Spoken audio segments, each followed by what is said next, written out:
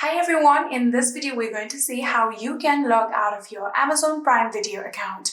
Welcome back to our channel How To Tutorials. So let's dive right into it. So the first thing that you have to do is simply open the application, and after opening the application, here you can see I am currently signed into my account. And in order to sign out, what we're going to do is first of all go to our settings. So in order to go to settings, here you will get the account right here on the top. So you're going to tap on account just like this, and now you can see a gear-like icon right here. So now what we're going to do is simply tap on this gear icon, and here you can see we are on the account settings. And from here you can now scroll down, and here you can see the sign out option just here. All you need to do is tap on sign out just like this, and here you can see it is now being signed out.